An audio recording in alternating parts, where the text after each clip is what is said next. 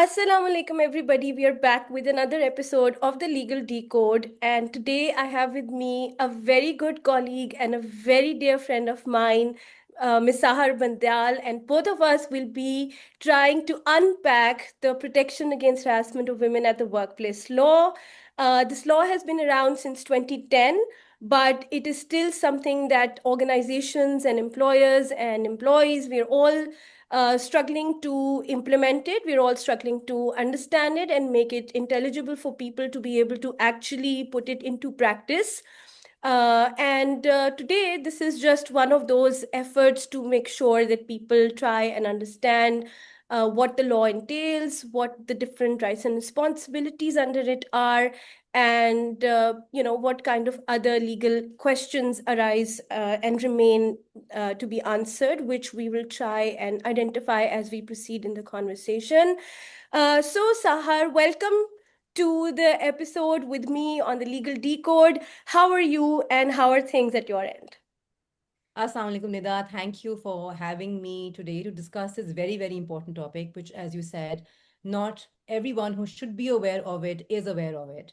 I'm well, enjoying the summer break, and excited to be talking to you about this subject. Absolutely. No, I know we've been both working on this for a while, and every time we look at it, even we come across so many new aspects that we haven't, thought of before. And also, as the cases keep coming up, new aspects or new gaps within the law keep being identified and keep being highlighted. So it's quite a multifaceted, issue that we have. And I feel that when this was originally being drafted, मुझे लगता है कि उस वक्त के parliamentarians की शायद vision ज़्यादा सिंपलर थी and lots of things were left unsaid, maybe because it was thought at that time कि ये तो understood है. But as we've progressed, we know and now we understand through the cases कि नहीं उतना भी चीज़ें obvious नहीं है, and you need maybe more clarity or more content about those aspects, which we will obviously cover as we go on. But I mean, I'd like to hear from you. What do you think was the background to the 2010 law? Why was it enacted and what the purpose of it was? आप बिल्कुल सही कह रही हैं, निदा। ये एक कानून है जिसने पिछले 15 सालों में बहुत डेवलपमेंट देखी है, इंटरप्रिटेशन में, अंडरस्टैंडिंग में। मगर अगर हम बेसिक नुक्ते पे जाएं कि क्या वजह थी, ये क्यों प्रोमलगेट किया, तो उसके लिए simplest thing is let's state some basic economic facts. ये 2024 दिसंबर की वर्ल्ड बैंक की रिपोर्ट है, which states that about your labour participation rate for women is only 25%। 47 million खवातीन पाकिस्तान में out of work and they don't participate. They are eligible and able to participate in the labor force, but वो काम नहीं कर रही। अभी तक जो एक काम के लिए जो आदमी को तनख्वाह मिल रही है और फिर उसी काम के लिए औरत को तनख्वाह मिल रही है, उसमें तकरीबन 18% का फ़र्क है। 1/3 women surveyed by the World Bank for this report feel unsafe going into the public to work. Okay, this is actually also a global phenomenon. Mostly women in the world, across the world, feel more vulnerable when they step out into the public space to work. अब ये एक labour participation rate का हवाला मैंने दिया है। उसी report में लिखा गया है कितनी हद तक खवातीन ओनर्स हैं फिजिकल एसेट्स की। So only about 2% own a home in Pakistan compared to about 72%. And sorry, 3% women own a home in Pakistan compared to 70% men. और सिर्फ 3% या 2.5% के करीब लोगों के पास, खवातीन के पास लैंड ओनरशिप है। सो एक तो औरतें वर्कफोर्स में एक बहुत कम परसेंटेज उनका काम कर रहा है। जब काम भी कर रहा है तो वहाँ पे जेंडर गैप्स हैं पे में। Hmm. और ये lack of participation coupled with non-implementation on inheritance laws etc means that women have very limited access to assets, to capital, which then impacts their economic security, their ability to sort of grow financially as well. So that's the economic reality that in which this act was promulgated. That economic reality coupled with the reality that public spaces for women and workplaces for women are generally seen to be unsafe. देखिए, Absolutely. I would just हमने भी जब sorry, go ahead.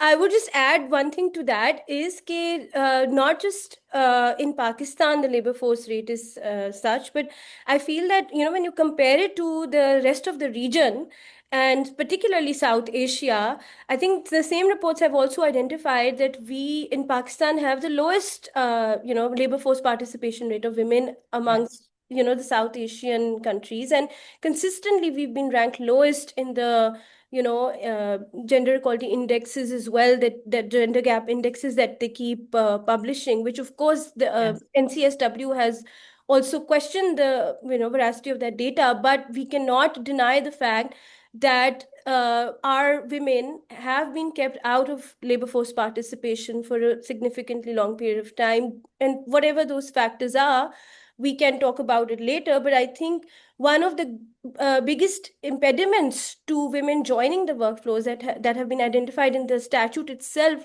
has been the fact that people and the communities and the people at home also feel that if our daughter steps out or if my wife steps out, she will be harassed or there will be some sort of incident that she will meet, and that perception of how unsafe it would be to step out of the home to work is what has led many families to keep their women out even from schooling, from education, let alone the workplaces.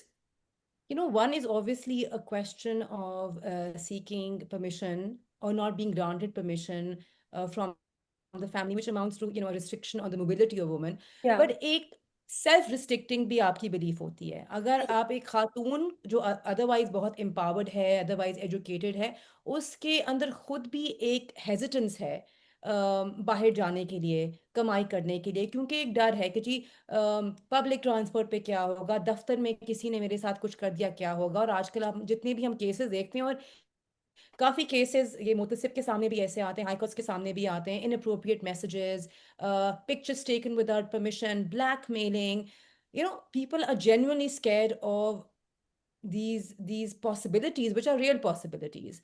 So I think that was a backdrop of the law. और yeah, अगर हम statement of objects or purposes पढ़ें इस कानून के, तो it's very clear.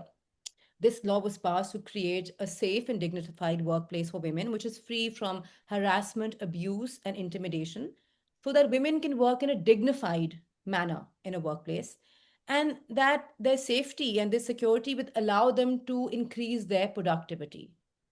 So, one, of absolutely. course, is to allow women a safe space, and two, on account of improving women's labor participation rate, create a more productive economy. तो economic Absolutely. Imperative भी है और एक human rights Yeah. Imperative भी है इस कानून का। बिल्कुल दोनों है, and I think the fact that it is linked to the right to dignity is very significant, because the safe and बिल्कुल। harassment free work environment, even in the Raja Tanveer Safdar case, which is from 2024, the Supreme Court has talked about how the right to a safe and harassment free work environment is actually connected to Article 14 of the Constitution of Pakistan, which makes it a fundamental rights issue as well. And बिल्कुल। uh, I think that is key to understand, because dignity is something that every individual, every human being, even every other living being, whether it's animals also, they're born with that basic right to dignity. बिल्कुल। And it's slightly different from the idea and concept of respect, which is earned or given because somebody is of a certain stature or certain position or holding a certain office. But dignity is a wider and a deeper concept than that. And I think if we it's inherent, whether it's somebody working with you at a lower tier or a lower sort of cadre, even that person would have that right to dignity at बिल्कुल। the workplace. Absolutely. So I think absolutely. all of that conversation sort of feeds into why this law was enacted, and the idea was to at least keep the workplaces safe. And how that was done and how that entire scheme was developed, of course, I think it's important to unpack that as well, so that we can see whether it has achieved its goal, its stated goal, or not. Absolutely. So before we dig into that as to what that overall scheme was, Sahar, what do you think is the status of implementation of this law as far as Pakistan is concerned, both at federal and provincial levels? Where are we at, and where do you see this law as far as its implementation in different provinces is concerned? So, as you mentioned early on in our conversation, the original law was passed in 2010 by the National Assembly. But after the 18th Amendment, it got devolved because Labour became a provincial matter, it got devolved to the provinces. So her province ने फ़र्क वक्त पर ये कानून फिर adopt किया है. पंजाब में 2012 में अडॉप्ट किया गया, सिंध में भी मेरे ख्याल में 2012 में था. KP adopted the law much later in 2018 और बलूचिस्तान में मेरे ख्याल में 2016 में अडॉप्ट किया गया है कानून. और जो सिस्टम है वो ये है कि हर प्रोविंशियल लेवल पर एक मोतसिब अपॉइंट किया जाता है which is meant to enforce the provisions of the law. We'll come to that a little later. And then you have the federal ombudsperson at the federal level. But what's important to note that federal ombudsperson के भी सूबाई दफातर हैं हर province में, KP, Punjab, Sindh, Balochistan. Even I So think the अब GB भी explore कर रहे हैं कि गिलगित जी, बल्तिस्तान में वो कैसे whether they सेटअप कर can. सकते हैं. Yes. बिल्कुल. एंड जो प्रोविंशियल मोतसिब है, जिस तरह of course her provincial capital में मोतसिब का सेक्रेटेरिएट है, मगर अब रीजनल ऑफिसेज भी अपॉइंट किए गए हैं in different parts of Punjab and Sindh. I think इन दो प्रोविंसेस में रीजनल ऑफिसेज उन्होंने बनाए हैं. पंजाब में मेरे ख्याल में मुल्तान, बहावलपुर, साहिवाल, सरगोदा, डीजी खान, फैसलाबाद में रीजनल ऑफिसेज हैं. आई थिंक सिंध में हैदराबाद में है, सखर में है, शहीद बेनज़ीराबाद में है और एक दो और जगह में. I am missing a few I think. So that's also important कि ये छोटे शहरों में भी इन प्रोविंशियल मोतसिब की आउटरीच है और वफाकी मोतसिब की हर प्रोविंस में भी प्रेजेंस और आउटरीच है. So I think in terms of implementation, the physical structure of the secretariat and the infrastructure required to implement the law is definitely in place. And I have personally appeared before FOSPA and before the Punjab Ombudsperson. And I will tell you, Nida, they are doing very good work. Complaints are coming to them. They are hearing those complaints and are passing orders and effectively passing those orders. And what I have noticed and seen is that there is a great desire to help complainants, men or women, whoever may come, who have suffered from harassment at the workplace. So I see there's a real commitment in terms of my experience appearing before the Punjab Ombudsperson and the Federal Ombudsperson. So I would say in terms of implementation, obviously there's always room for improvement, but I think the work is being done. I think Definitely. the implementation will also sort of vary slightly depending on exactly what kind of law was sort of adopted at the time it was brought into a certain province, because there are certain minor differences with Yeah. which the law has been adopted in different provinces. So there may be slight variation in the way different ombudspersons are working. I do understand that you were also part of an ombudsperson's roundtable where, for the first time, we got an opportunity to sit and listen to different ombudspersons coming and sharing their best practices as well. So, how similar do you think are they in terms of carrying out their objectives under the Act? And do you think that, as far as the implementation of this law is concerned, the practices, because of course the ombudspersons have the power to determine their own procedures and mechanisms, the nitty gritties of it. So did you find any sort of harmony in their in the way that they operate the law, or you think that there's much to learn from a certain province and the other provinces could probably follow suit? What's your take on that? सो पहले तो बात है ना, आपने कहा कि जी कहीं कई कानून में फ़र्क है सूबों में, और ये फ़र्क 2022 की अमेंडमेंट्स के बाद ही आया है. तो सिंध और जो वफाकी कानून है, फेडरल और सिंध लॉ जो है, they alike, they is actually identical to each other. And the law has moved on quite a bit forward at the federal and the Sindh level. But Punjab, KP और बलूचिस्तान में वो amendments अभी तक नहीं लाई गई. तो उस वजह से भी दे ऑपरेट स्लाइटली डिफरेंटली.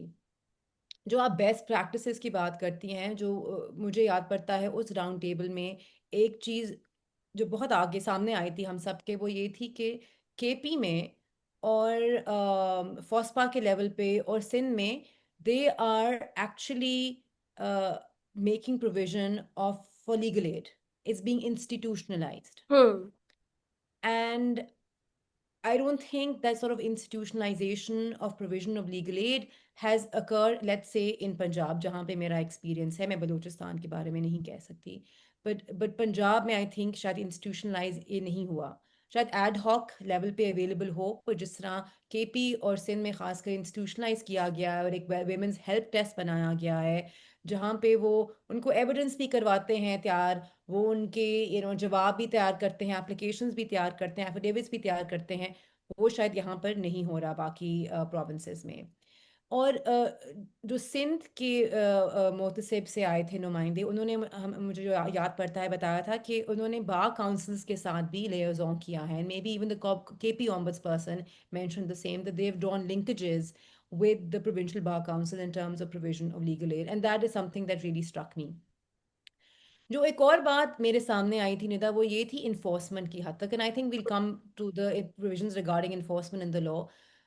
और ये मुझे लग रहा था कि हर जो मोतसिब है उन्होंने अपना तरीकाकार इन्फोर्समेंट का बनाया है। हम्म। अभी कानून में जो इन्फोर्समेंट की सबसे इंपॉर्टेंट प्रोविजन है वो कंटेम्प्ट पावर्स हैं हम्म। मोतसिब की, मगर they may not always work, right? If there is a fine impose, how do you impose the fine? Exactly.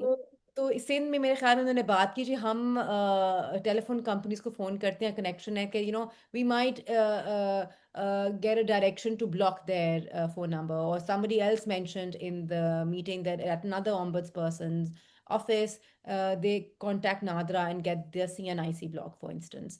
So these are like ad hoc measures that are being adopted by different entities to enforce the law, but nothing is sort of harmonized and institutionalized in terms of the procedure that the ombudspersons across the provinces and at the federal level should also follow in terms of enforcement. हालांकि जो मुझे याद है first pass है जी नुमाइंदे थे, उन्होंने कहा था कि जी हमें कोई मसला नहीं होता इन्फोर्स करने का, the other state functionaries facilitate us. So again, that was a very vague statement that was made. I think, in my opinion, these measures adopted by the different ombudspersons should be harmonized and should be institutionalized. That's one other important point I remember from that roundtable that we Absolutely. attended. I think the power to issue contempt is the same as the high courts have, and the rest of the powers are same as, your courts lower than the high court have. So basically, they've kind of just assumed that the court will have the similar powers to summon and to, ask for evidence and all that. So they've kind of left all of these things unsaid, assuming that it would be a quasi-judicial institution and will operate in a similar way and draw on the same sort of powers that your district courts do, which I think, as you've brought it up now, and as I've also been observing that probably even ombudspersons need more clarity as to how they can and what they can do to actually ensure that their orders and judgments are enforced. So that's a देखिए civil very, court तो जिस तरह attachment order कर सकता है property yeah, की, exactly. to enforce So their decree, यहाँ पे तो वो पावर नहीं दी गई। exactly. So, like that's what I said. They've given some powers from the district courts. They've given the power of contempt from the high court. So it's like a mixture. It's like a khichdi hmm right now. Ki, hmm and hmm there's no hmm clarity as to what exactly is the scope of the power of the ombudsperson, which hmm I think, as you've mentioned, is one of the gaps that definitely needs to be looked at. The next time this law is amended, and we've seen that the calls for its amendment have been quite frequent, even before the 2022 amendments at the federal level and after the 2022 amendments in the provinces, there is a lot of demand from people to, constantly improve and constantly add to the law. The changing dynamics of the way people do business. And post hmm COVID, as we saw, that there was a lot of increase in the way online sort of practices were adopted by different businesses, or even new online businesses were established. Hmm And different cases have also brought forward, harassment cases against home-based workers, for example. So they've, the kind of avenues that they're including in the definitions of what a workplace is, what an organization is, who is an employer. I think all of those have also evolved over time immensely, बिल्कुल which is great because बिल्कुल with changing times, you need to update these laws.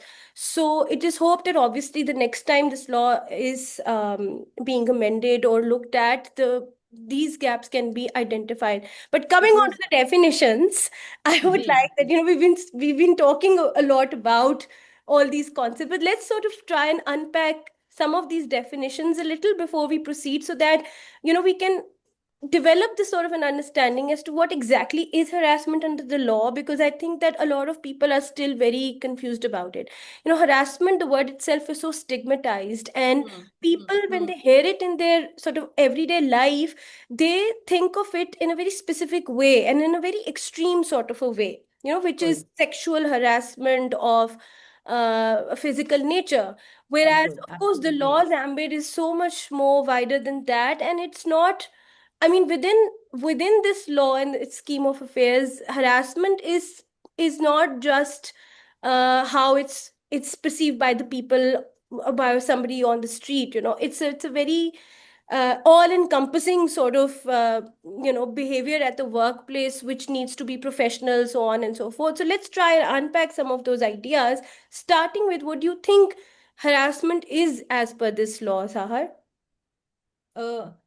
Absolutely Nida agree कि इस definition में दे अब बहुत ज़्यादा nuance आ गया है और अंडरस्टैंडिंग आ गई है but let's go to the basic definition as to how it was when the law was first promulgated because that's the letter definition that exists in the statute especially now in Punjab KP and Balochistan as we mentioned earlier Sindh और federal level पे थोड़ी तब्दीली आ गई है 2022 की amendment के बाद now harassment as defined in this law includes sexual advances, any sort of unwelcome physical conduct, um, any sort of inappropriate messaging, verbal communication, or even visual communication, a demeaning attitude, a sexually demeaning attitude, and lastly, cyber stalking or stalking generally.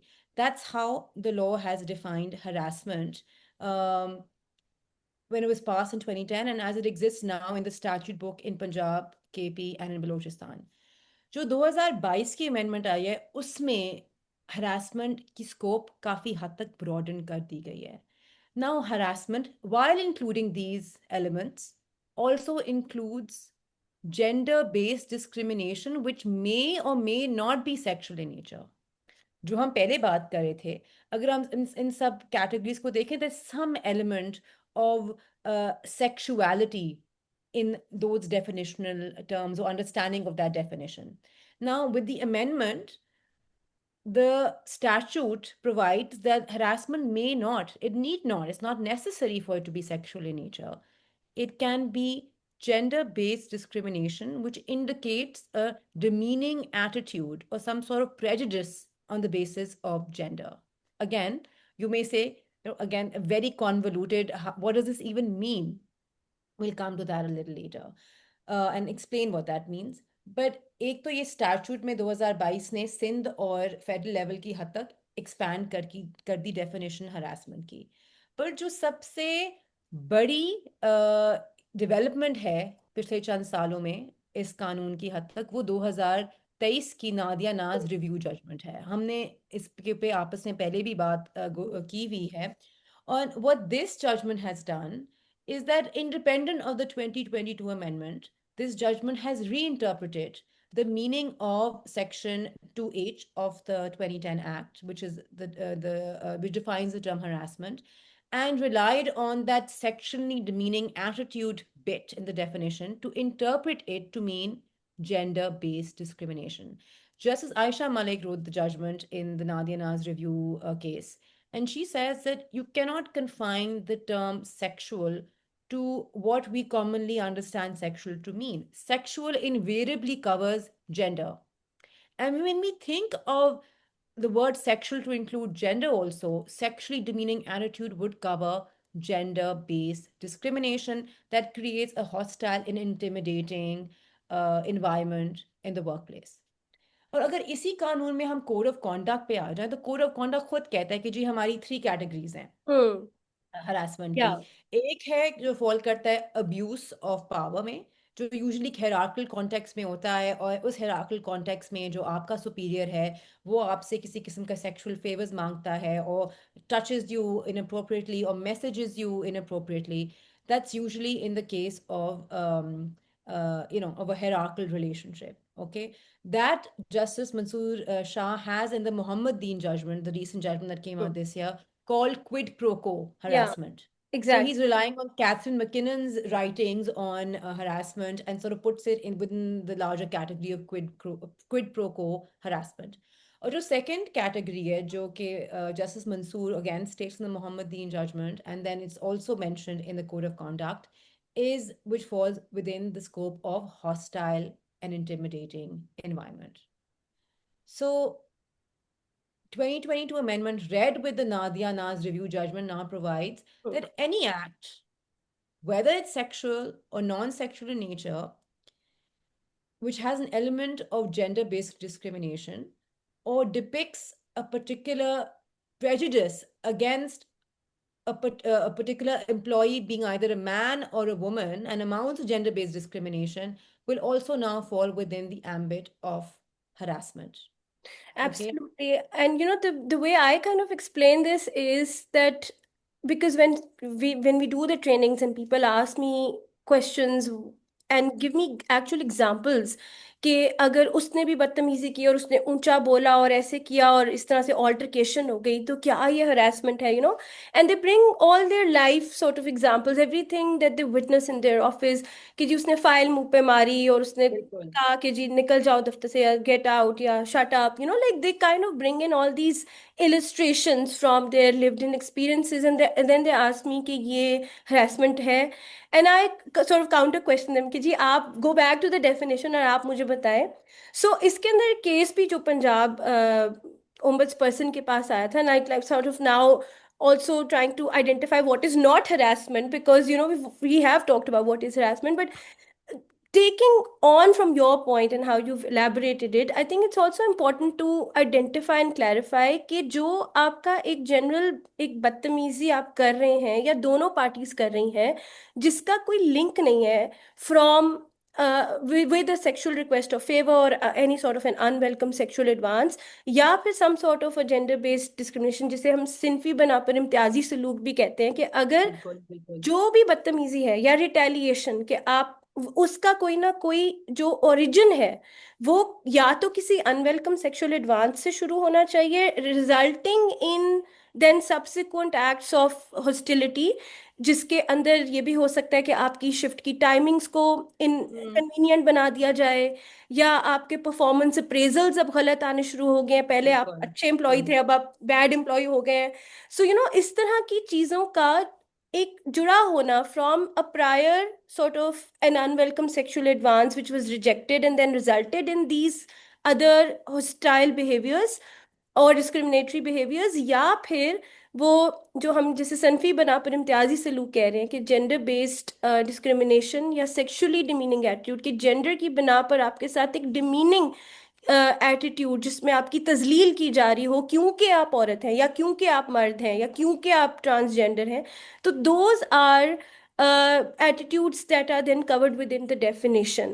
So just standalone badtamizi or just somebody yes is has anger issues or is is just independently a person who does not know how to behave professionally that is probably just a disciplinary action and will not amount to harassment under this act. absolutely For it, absolutely that connection between the act of, whatever the hostile act is, whatever the discriminatory act it is, some sort of a connection with either of the two aspects of the definition, which is either it should origin or it should be traced back to some sort of an unwelcome sexual advance or a request for sexual favor resulting in all of that other hostile attitude as well or it should generally be based on this discriminatory prejudice that you have against a certain gender and then it should result in some sort of inequality or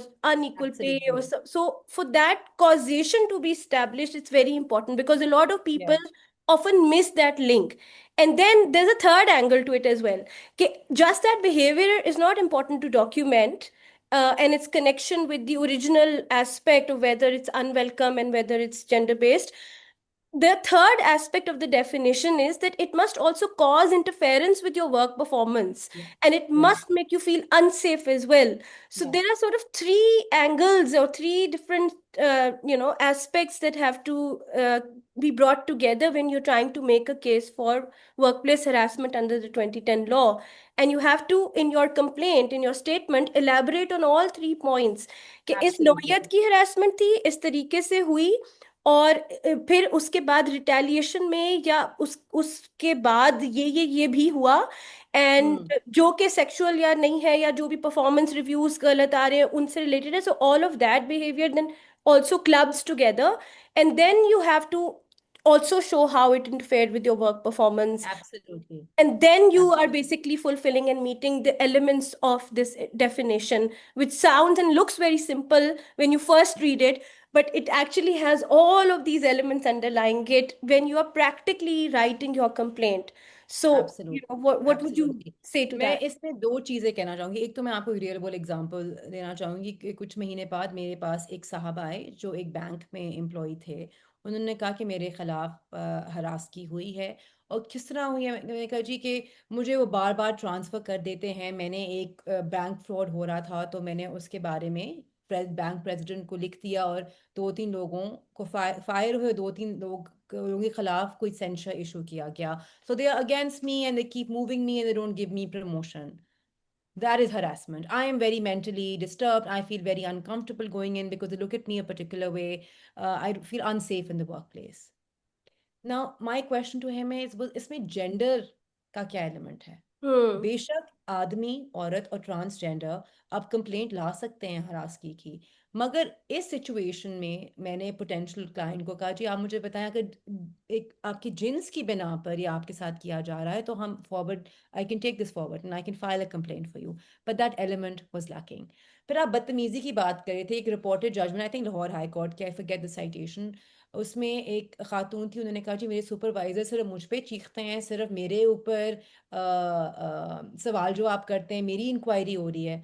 तो you know some sort of inquiry by the ombudsperson, then it transpired that other individuals at the same position as her were also inquired into and their conduct was also reviewed etc. तो मैंने कहा जी यहाँ पे हमें discrimination ही नजर आ रही, शायद Hmm. आपके साथ बदतमीजी की जा रही है, but that's not enough. दूसरा आपने बात की कि you know you have to establish that it created a hostile, intimidating work environment that interfered with the workplace. Now this has two elements, and what I'm going to say was actually mentioned by Justice Aisha Malik in the Nadia Naz review judgment, that when you are determining whether, in fact, the alleged conduct created an environment of hostility and intimidation, you have to adopt a subjective test and an objective test. Okay. Hmm. The subjective test will be look at it from the point of view of the victim. What would she have felt given who she is, what her background is, what her history in the organization is? Imagine her in the position before you judge whether there was harassment or whether there was not harassment. But also use an objective test to see what a reasonable woman would have actually felt in that situation. You use a reasonable man test, which we otherwise do in the law, reasonable woman test rather. She was talking in the context of harassment of a woman, and then also use consider whether the woman in question would have felt the way she alleges she felt. So it's actually a difficult assessment to make, Nida. It's not easy. It's not It's not easy, easy exactly. to consider कि जी अगर मैं हरासी का निशान हूँ, मैंने क्या महसूस किया, क्या मैं रीजनेबल औरत हूँ या नहीं हूँ, शायद आपका और मेरा थ्रेशोल्ड स्टैंडर्ड ज़रा मुख्तलिफ है. So the court has to be very creative as to how they assess what the work environment is. You see, if I am a woman who does not have a great level of exposure, I'm not very educated, I'm not very vocal or confident, I may internalize uh, incidents of harassment differently than, let's say, a more outspoken, more more outgoing, more outspoken, more educated woman will. So True. you have to balance both out. And I think that's an important point to note. Because हम सिर्फ Intersectionality एक reasonable woman also. के standard पे, sorry? Intersectionality also, like a बिल्कुल, woman from a absolutely. minority religious background is more vulnerable to Yes. certain contexts, and she will perceive a hostile work environment in a very different way than maybe somebody who is from the majority faith and in a more empowered sort of situation than her. So you are absolutely right that it is something that has to be seen on every fact itself, and you can't come up with one size fits all approach for Yes, whether absolutely. something is going to cause interference with the work performance or not. Intersectionality will cover which minority or majority group you come from, your economic background, your educational background, your age. You know, True. all those factors will come in. Are you a first generation working woman? Are you a second generation working woman? Those are all factors that come into play when you have to judge a woman's response in a situation like this. It's very interesting also, one thing that I've noticed that, and people often miss that, uh, the word unwelcome is actually key here, because I've also heard my people that I've been training sometimes come up with this argument कि जी उसके साथ तो बड़ी अच्छी दोस्ती है उसकी, अगर मैंने बात कर ली तो उसको बुरा लग गया, and all of Hmm. that. And those examples, then I try and teach them about consent and what it means to be, what at what point a behavior becomes unwelcome is again the subjective state of mind of the victim. And then they say, oh, but this is so abusive, this is so dangerous for men. And I'm just like, it's not like it happens कि अभी आपने किया है और साथ ही अगले ने complaint कर दी है. Of course there must be some indication on the part of the complainant also that suggests that now this behavior is unwelcome, and beyond this point if you continue to do that, then of course you're asking for some sort of a complaint to be initiated against you. So the idea of consent is also Absolutely. embedded within the law, but only as far as the sexual aspect of the definition is concerned, where you're talking about sexual advances or requests for sexual favors. Whereas when you talk about gender-based discrimination, which there is no concept of, you never consent to gender-based discrimination. You No, can you never don't, consent obviously. to unequal work being allocated to you, or unequal pay for. So that also is something that people often miss, that for the second part of the definition, you never consent to that. You can't Hmm. consent to that. Hmm. Whereas for the Hmm. first part, consent plays a very important role Absolutely. in determining whether a behavior with a certain colleague was acceptable or not.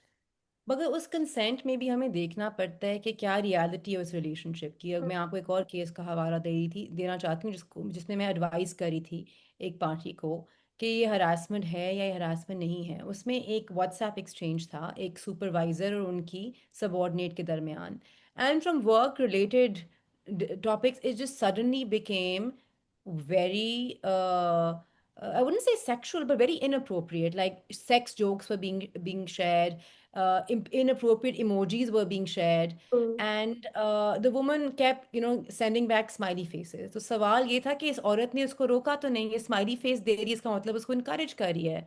And my argument with them was, look at this exchange in the context of the relationship. She is a new inductee in the Mm. organization. This man is her supervisor. कभी thumbs up भेजिए, smiley faces भेजिए. She's not engaging in the conversation. हाँ, She's not sending back a joke. अगर वो जवाब दे रही है वो हाँ, शायद इसलिए दे रही है कि उसको लग रहा है अगर मैं नहीं दूंगी तो मेरे अगेंस्ट पे कोई एक्शन ना हो या मैं कोई बदतमीजी ना कर दूं अपनी सुपरवाइजर के साथ. true. So look at whether it is full consent, or is it consent in a particular hierarchical relationship where the woman maybe doesn't have a real choice not to reply. Okay, so I think वो भी बड़ा जरूरी है. I आपने absolutely. I've seen cases where people have been like men have been sending messages to women asking for their menstrual cycle, or hmm inviting them over, when the wife is not at home. Hmm So all of that, and again, the hierarchical dynamics play a huge part in all of this in terms of, and what you've mentioned, I completely second it. Because एक बच्चे ने मुझे उस दिन ये भी कहा in one of the sessions कि जी औरतें क्यों अपना काम बस मुंह ध्यान करें, और वो क्यों एंगेज करती हैं, वो बात ही क्यों करती हैं, और वो अपना काम अगर अपने मुंह ध्यान करेंगी तो उनके साथ तो हरासमेंट होगी नहीं। एंड आई वाज ठीक है। लाइक एक तो नंबर वन, ये वर्क प्लेस रियलिटी नहीं है। अगर आप काम करने के लिए स्टेप आउट कर रहे हैं, ऐसा नहीं हो सकता कि आपने वो घोड़े की तरह साइड पे वो लगा लेने हैं और बस, या ऑस्ट्रिच की तरह मुंह आपने जमीन के नीचे दे देना है, और किसी से आपने कभी इंटरेक्ट या बात ही नहीं करनी। And also it's not the victim's behavior that is under scrutiny. You have to Yes. call out the the the guilty act, which is somebody causing that harassment or making another person feel uncomfortable at the workplace in a way which is connected to either some sort of a sexual advance which is unwelcome, or is based on your sexually demeaning attitude that you're portraying. So that is what is under scrutiny. It's not Hmm. the victim who's on trial here. And that Hmm. also is something which people find very hard to बिल्कुल। understand. Victim blaming तो बहुत जल्दी हो जाती है हमारे माशरे में, आप लीगल कॉन्टेक्स्ट में देखें, कहीं और भी देखें, हर जगह विक्टिम ब्लेमिंग बहुत आसान है। बट बिल्कुल। निधर, जो आप दूसरी एस्पेक्ट की हम बात कर रहे थे, जो जेंडर बेस्ड डिस्क्रिमिनेशन की एस्पेक्ट है हरासमेंट की डेफिनेशन का, उसमें ये भी देखना है कि सिर्फ pay differential, one obvious fact that comes to mind when you think of gender based discrimination. हाल ही में जो एक खुशहाली बैंक का केस था जो या फॉस्पा के सामने आया था, उसमें there was an obvious difference in how they were treating a female office bearer compared to a male office bearer in the bank, and gave them a very different severance package. बहुत फर्क था उन terms में। तो फोस्पा ने इसमें hold किया कि जी, there is an obvious differential in how you're treating a man and woman of the same cadre, and FOSPA in fact imposed a fine of 5 million rupees. So that's one obvious case of gender based discrimination. एक और interesting case था जो फोस्पा से ही वो order आया। वो case था civil aviation authority का, शायद आपको याद हो, जहाँ पे एक औरत, एक विडो थी, एक एविएशन एम्प्लॉय की, उसको फैमिली सपोर्ट पैकेज के बिना पर रखा गया सिविल एविएशन अथॉरिटी में, और कहा गया कि हम तुमको रखेंगे जब तक तुम हमें नो मैरिज सर्टिफिकेट प्रोवाइड करो, और जब तुम्हारी दूसरी शादी हो जाएगी तब तुम्हारी एम्प्लॉयमेंट चली जाएगी। या So, FOSPA said you don't have that requirement for a widower, you have that requirement for a widow. या And you are, in fact, preventing her from moving forward with her life. She became a widow at a very young age with two very small children. So, that requirement of a no marriage certificate from the woman was considered to be discriminatory by FOSPA. Another very interesting case. या But even gossiping, या the Supreme Court has held, ये जो Mohammedan का case था, हम्म। gossiping, character assassination, not really sexual in nature directly, but they create an intimidating environment, and they are those acts are undertaken because a particular employee is a woman, कि जिस character उसका assassinate करो वो अच्छी औरत नहीं है, हम्म। या उसके बारे में गॉसिप करो, वो भी जेंडर की बिना पे किया जा रहा है वो कॉन्टैक्ट। सो वो एक भी आ सकता है जेंडर बेस्ड बिल्कुल डिस्क्रिमिनेशन के जुमरे और में। इसकी इंटरेस्टिंग कॉनिटेशन मुझे अब याद आ रही है, while we were discussing these cases in the during the trainings, and उसमें ये भी था कि एक व्हाट्सएप ग्रुप था ऑफ और some sort of Facebook group, जिसके अंदर वो खातून खुद नहीं थी, बट इट वाज कुछ लोगों ने आपस में फ्रॉम द वर्क प्लेस बनाया हुआ था, या उनका प्राइवेट व्हाट्सएप एक ग्रुप था जिसके अंदर वो काम के से जुड़े लोगों की बातें भी कर रहे थे और उनके बारे में सेक्सुअल इन्यूएंडोज के साथ या जो भी. And eventually those screenshots reached that woman, or those stories reached that woman, and she was Hmm. not like, the harassment was not targeted at her or directed at her, or she wasn't directly being said all of those things, but when they reached her ears or her eyes, it was something that obviously she was struggling with, कि अब ये it's making me uncomfortable going at the same workplace because these are my colleagues, they have this Hmm. WhatsApp group or some Facebook group or whatever, and a lot of students have these forums on Facebook as Yes. well, Yeah. where we've seen that a lot of inappropriate content is also being shared about other people who are not part of that group, and they're Yes. from the same school or from the same university or the same workplace. I think that is also a very important aspect to uncover, that even if it is not directed, it's not directly being said to the person on their Mhm. face or in their presence, if it's about them, and if it Yeah. is within a context of your colleagues or workplace, then that is something that can potentially be covered within the law. And Yes. that brings me to the second aspect of an important definition, which is what is a workplace? Who are, who are the people that it applies to? Who all falls under the purview of this law? Who is an employee? Who's an employer? What's a workplace? So you think that the ambit of that has also expanded in these kind of situations that I'm talking about, where it's a Facebook group or a WhatsApp group or something. Does that come under the definition of a workplace, in your opinion? So, Nira, पहले तो बात करते हैं who can apply, who can complain before the ombudsperson. The definition of complainant at the federal and state level includes any person. Hmm. It could be a man, woman, or a transgender. And now it also includes guardians of minors Yeah, who may be subject to harassment, because harassment एक education institution में हो सकती है. yeah. तो उस situation में parents अपने बच्चे के behalf पर Complain कर harassment की सकते हैं. complaint कर सकते हैं. पंजाब और केपी और बलूचिस्तान में अभी तक कानून कहता है कंप्लेनेंट इज अ मैन और और woman. They woman. technically don't include transgender yet. When it comes to the definition of an employee, the Punjab, Balochistan, and KP Acts still stick to the earlier understanding of an employee is somebody who is employed on a regular contractual basis and is paid a weekly, monthly, or daily wage, and includes an intern or an apprentice.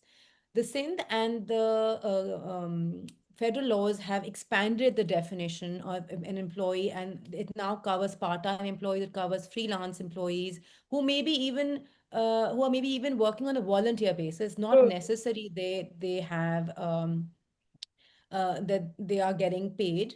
It also includes performers, artists, sports persons, students, interns, trainees, and very importantly, domestic workers and home based workers.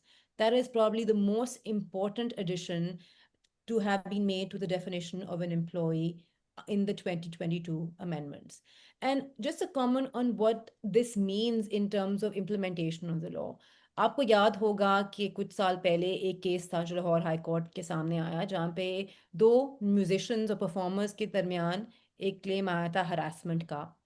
और उसमें Lahore high court ने conclude किया कि क्योंकि employer और employ के बीच में कोई एज सच फॉर्मल कॉन्ट्रैक्ट नहीं था, एक फॉर्मल एम्प्लॉयमेंट की रिलेशनशिप नहीं थी, क्योंकि वो जो फीमेल परफॉर्मर थी वो एक फ्रीलांस बेसिस पे किसी आउटडोर अरीना में परफॉर्म कर रही थी. It wasn't a regular sort of relationship of employment. Therefore, they couldn't proceed in that situation under the Harassment Act.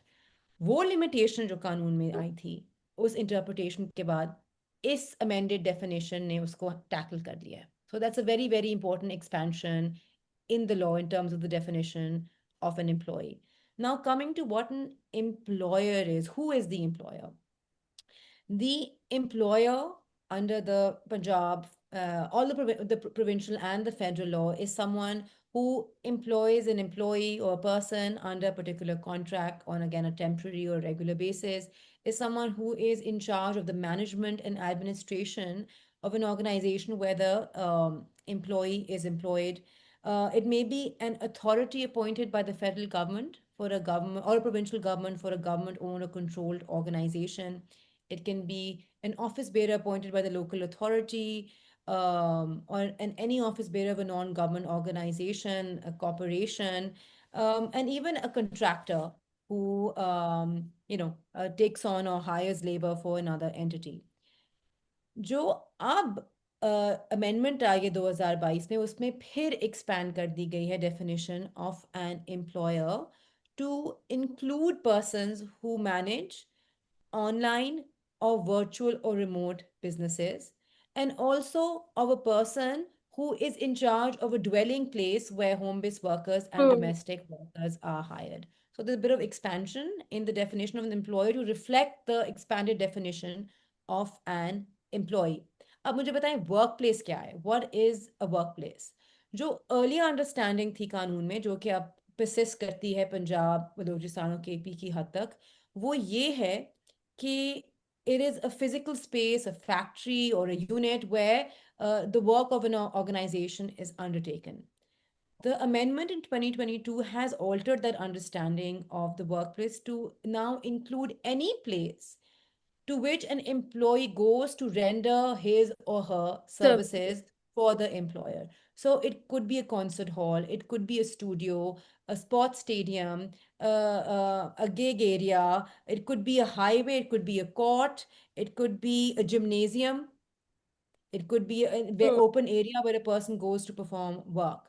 So वो expand कर दी again definition workplace की, But क्योंकि even in again मैं the आप 2010 law, if I'm sorry, I'm cutting you out, but I ji think ji even in the 2010 law, they did sort of mention that it's वो जो था कि आप even if you are going in connection or with any work activity अगर आप yes जा रहे हैं तो उस हद जी तक of course उन्होंने उतना expanded नहीं था लेकिन if you are going if you're in a situation which is linked to the work activity yes yes and उसके अंदर usually yes वो एग्जांपल्स आते हैं कि अगर आप काम के सिलसिले में इकट्ठे किसी वैन में बैठ के कहीं किसी mm, इवन किसी mm, कॉन्फ्रेंस को mm, अटेंड करने जाते हैं तो for the yes purposes of the this law that conference and you attending it with your colleagues is workplace for that matter or if yes the harassment takes place while you are going in your office vehicle to a certain point for some field visit then that van itself is your workplace at that moment in yes time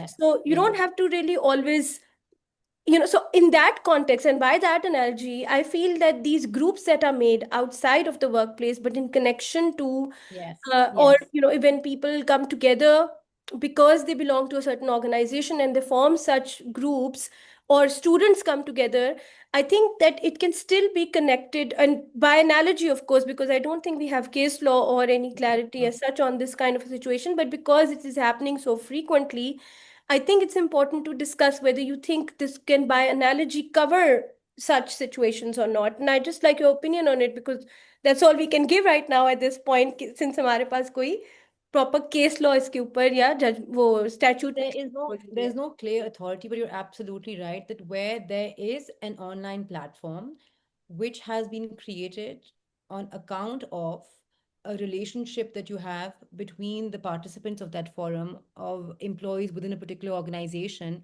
and the subject matter of the discussion on those forums also revolves around people in that organization, it definitely can be considered an extension of that Yes. relationship that you have within the workplace. जो आपने हवाला दिया in WhatsApp for it's in sorry online Facebook forums का, जो एक university में भी एक केस आया था, हालांकि ये मोतसिब की लेवल तक नहीं गया, बट जहाँ तक मुझे समझ है या नॉलेज है वो ये है कि जी जो इनकी अंदर इंटरनल कमेटी इंटरनल ऑर्गेनाइजेशन थी उस यूनिवर्सिटी की, उन्होंने भी इसी तरह इसको कनेक्ट किया कि जी it's about students within a particular university context, and therefore it falls within the purview of the university to question what's happening in those forums. So even if So they're privately set up, because you see, ek to I understand that if it's a forum that the university itself sets up for students to upload hmm. their documents on or Bill. whatever. So a lot of universities have their, in-house portals like that. That completely I understand its workplace, But even if the students from that university or organization privately sort of set up something like this on a social media platform, do you think that would be a bit of a stretch, or would that still, because it is connected with the people within the same organization, and it's an internal group carved out of the people who are working in that workplace or university? And that's a bit tricky, I would say, but of course, It there can. definitely expands the scope of of the law, in the sense, the other argument would be that this is like openings up a Pandora's box, कि इतने multiple forums, Instagram पे आ जाए, Snapchat पे आ जाए, TikTok पे आ जाए, कहाँ किस हद तक एक organization जाएगी ये Exactly. private behavior control करने, and obviously you have to balance it with Hmm. as the right to freedom of expression, right? Yeah, Also, absolutely. and you can't have a big daddy state controlling everything that you are Exactly. saying and Exactly. doing. So there has to be some element of balance there.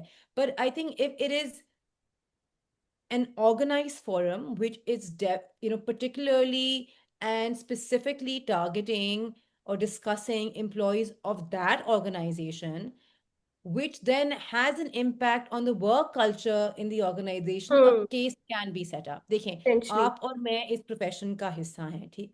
You and I can create a group where we're discussing personal matters Hmm. between you and me. और उसके अंदर एक कोई मैंने किसी इंसान के बारे में, किसी शख्स के बारे में कोई कमेंट डाल दिया, शायद उसमें कोई डिमीनिंग एलिमेंट था। सवाल उठता है क्या मेरी और आपकी एक प्राइवेट कॉन्वर्सेशन जिसमें मैंने आपसे एक फ्रेंड के तौर पर एक पर्सनल ओपिनियन किसी शख्स के बारे में शेयर किया है, can that be reviewed and scrutinized by the inquiry committee? I think that would be going a bit far. Or Yeah. if you and I set up a forum and we add 15 other members of the female lawyers community and then we start a campaign against person X, that might be different, you know? Let's not give ideas.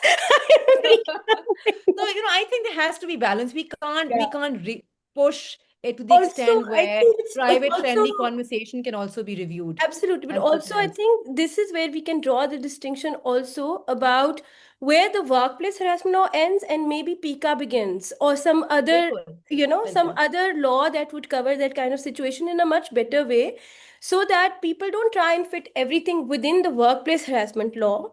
There are Hmm. other laws. It's not that this is the only law that is there to Hmm. tackle and address these issues.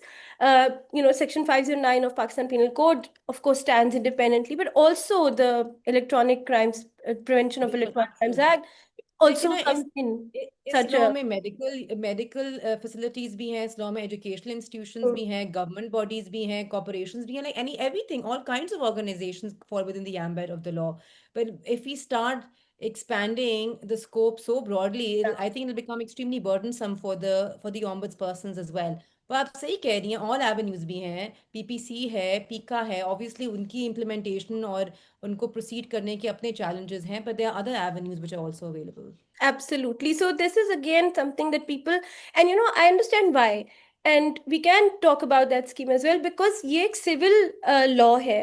And Hmm. people और लाया ही इसलिए गया था with this intention कि ना सिर्फ आपने substantive provisions ऐसी लानी है जो खवातीन के इन हॉस्टिलिटी को केटर करें कि जो वो अनसेफ फील करती हैं, सिर्फ आपने उस चीज़ को एड्रेस नहीं करना था, बल्कि आपने ऐसे फोरम्स भी उनको प्रोवाइड करने थे जो उनके लिए एक्सेसिबल हो, क्योंकि वो कोर्ट जाने से घबराती हैं या वो पुलिस के पास जाने से घबराती हैं. So the idea of bringing this law procedurally भी आपने ऑल्टरनेटिव्स देने थे खवातीन बिल्कुल, को. And I think that is why अब क्योंकि इस तरह कंफर्ट लेवल लोगों का जनरली आहिस्ता आहिस्ता इम्प्रूव होता जा रहा है विद एक्सेसिंग दिस लॉ, तो बहुत ज्यादा कोशिश होती है लोगों की कि inquiry committee, and inquiry committee जहां नहीं भी है तो कम से कम मोहतसिब के पास चला जाए, बिकॉज आपको पुलिस के पास नहीं जाना पड़ता, आपको बिल्कुल, कोई उस तरह से अदालत को फेस नहीं करना पड़ता. It's a quasi judicial platform. It's more private. Although sometimes confidentiality violate हो रही होती है. वी नो दैट बिल्कुल, गॉसिप्स के थ्रू या और चीज़ों के थ्रू ये चीज़ें, इन पे इतना अच्छा से कंट्रोल नहीं है अभी, ना मुहतसिब का ना इंक्वायरी कमिटीज़ का. चीज़ें केसेस बाहर आ जाते हैं, but it still provides you with all those forums जो कि हम civil domain में जिनको कहते हैं. And then you have the remedies also which are quite diverse. So you have a range of absolutely. remedies, you have like a more uh, you know confidence building sort of a forum जहाँ पे अगर आप मोहतसिब के पास जाएं वहाँ पे law It's officers भी definitely मौजूद less हैं. intimidating. Yeah. It's less, and even I think as a lawyer who may first approach, let's say, a sessions court and then go to the Motasib's office, you feel much safer in the Motasib हाँ. office. अब तो Exactly. इतने साल हो गए that we developed a bit of a thick skin, but initially, the sessions court would always seem a little more daunting. And of course, there's also the element of a quicker justice. Yeah. Yeah. The disposal probably here, I haven't any numbers that I haven't studied. I haven't studied any numbers regarding disposal and how long it takes to dispose of a case and decide a case in before the motasib. But I'm guessing it should be much shorter than it would before a regular criminal court. So that's that aspect also, that it's quicker justice. It's cheaper because apparently there are no fines for filing the, sorry, no fees for filing any of No. these complaints. Mm. So yes, well, I do understand that there may be cost associated with travel to the office, but you can also submit online. I mean, there are forms available.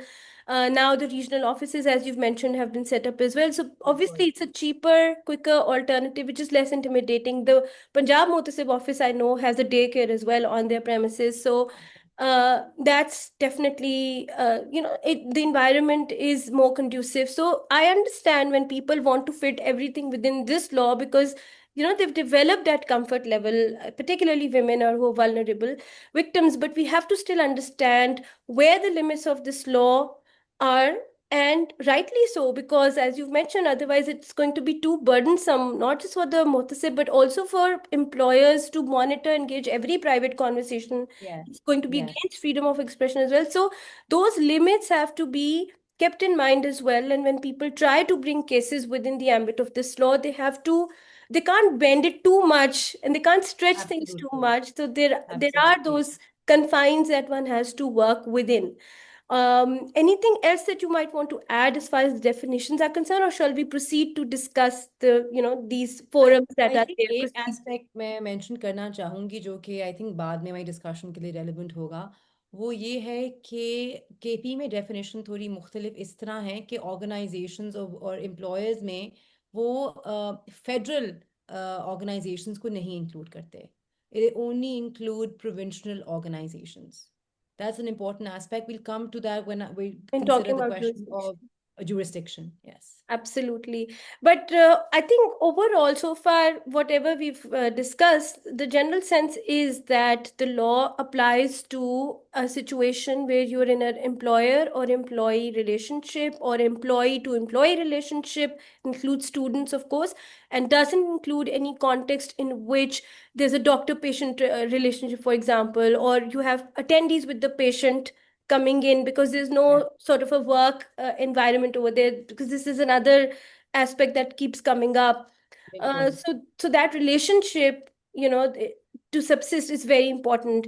But एक चीज इसमें important है कि it's not always hierarchical, as the Mansoor Ali Shah case also recently, uh, Mohammadin case. या उसी में ये था कि you can be deriving that sort of power, because it's a question of power dynamics, Of from course. the general social construct of gender as well.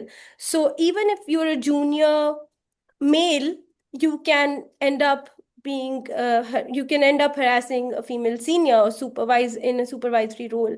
So I think that Mm, dynamic is also important, that there is absolutely. appreciation within the courts about the general power agenda sort of derives in the society and In how a that patriarchal power dynamic society. plays out. Yeah. Yes, absolutely. और उस case में तो I mean we can, because it's a decided case, we can go into the fact pattern. It was a lady doctor who was being harassed by a driver. Hmm. He was taking videos of her. He was spreading gossip about her and engaging in character assassination. And once she was performing an ultrasound on a patient, when he walked in and started taking videos of her. So that was the factual context of the Muhammad Deen case. And yes, definitely, Justice Mansoori Shah Saab clarified that the harassment in this context was not on account of the organized that exists between the parties on account of them working in what is essentially a patriarchal society where there's a definite male privilege. Absolutely. So these cases have really pushed, they've added a lot of nuance to what we Yes. understand as to who can be an accused, who can be a victim. And I think that understanding, that wider, broader understanding that comes with the help of these cases is very important to factor in the consciousness of the people when you talk about this law, when we talk about this law, because people, I feel that they're still stuck too much on the letter of the law, and they would still insist Mm-hmm. on what is, but they would not account for all these, developments within the cases that are adding all of these nuances. Now, uh, coming on to the procedural scheme of this law, and we've sort of talked a little bit about how the idea was to come up with institutions and forums which would be more accessible to women. General scheme, are you are you comfortable with the fact that there's a concept of an inquiry committee? We can talk about its efficacy as well as to whether they're working successfully or not, whether they're even established, and whether there is compliance within the organizations or not. But overall, generally, you think that the procedural scheme that is laid down within this law, is it achieving its intended goal? So just quickly to recap for people who don't know, when if a complaint has to be filed, there are two options available to a complainant. One is to approach inquiry committee within the organization in which the harassment has occurred, and the other is to approach the ombudsperson directly and file a complaint there. Now, all organizations are mandated to notify inquiry committees and competent authorities in their organizations, and in fact, failure to do so can be subject to fine by the district court. All right.